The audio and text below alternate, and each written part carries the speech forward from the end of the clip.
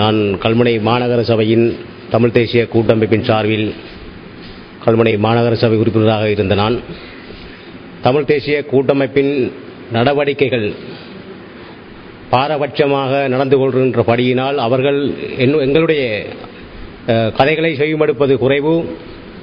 அவர்கள் அன்று எந்த வகையில் தமிழ் மக்களுக்கு அநியாயம் செய்த ஆயுத குழுக்களை அவர்களுடைய கதையை மட்டும்தான் அவர்கள் கேட்கின்றார்கள். அம்சவழி தந்தை செல்வாவின் அம்சவழி போராட்டத்திலே இருந்த எங்களுடைய கதைகளை செவிமடுப்பது இல்லை என்ற படியினால் தான் நான் ஈழவர் ஜனநாயக முன்னணியில் ஒரு அங்கத்தவராக இன்று இணைந்து கல்முனை மாநகர சபையின் போட்டியிடுவதற்காக நான் தயாராகியுள்ளேன்.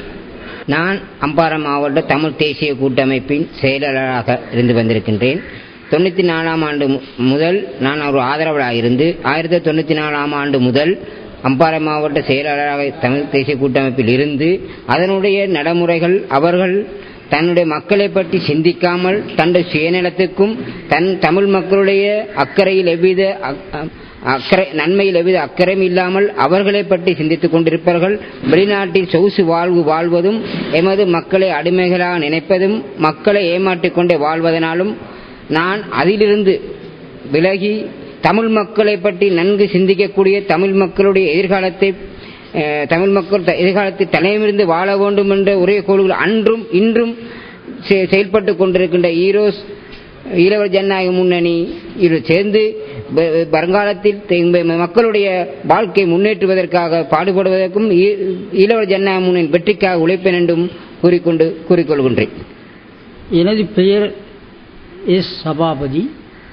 நான் முன்னாள் திருக்கோயில் பிரதேச சபை தவிசாளராக இருந்த நான் தமிழ் தேசிய கூட்டமைப்பின் சார்பிலே போட்டியிட்டுத்தான் நான் இப்பதவியினை கிடைத்தது.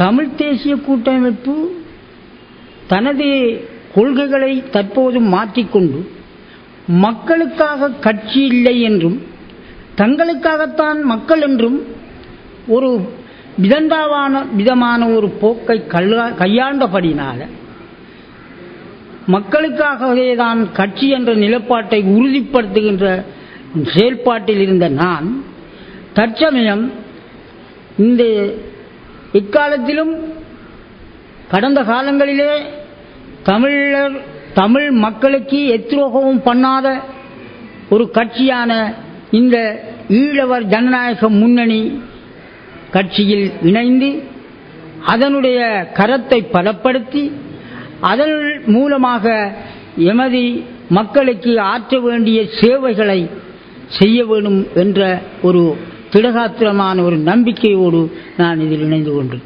தமிழ் தேசிய கூட்டமைப்பூடாக நான் கல்முனை மாநகர சபைக்கு தெரிவு செய்யப்பட்டேன். இருந்தும் தமிழ் தேசிய கூட்டமைப்பின் தலைமைப்பிடம் சரியில்லை என்ற காரணத்தால் அன்று தந்தை செல்வா அமிர்தலிங்கம் போன்றவர் இருந்தது போல் இன்று இல்லை. அதனால் ஈழவர் ஜனநாயக முன்னணி ஈரோஸ் அமைப்புடன் இணைந்து கொண்டேன். ஈழவர் ஜனநாயக முன்னணி ஈரோஸ் என்பது ஒரு புனிதமான அமைப்பு.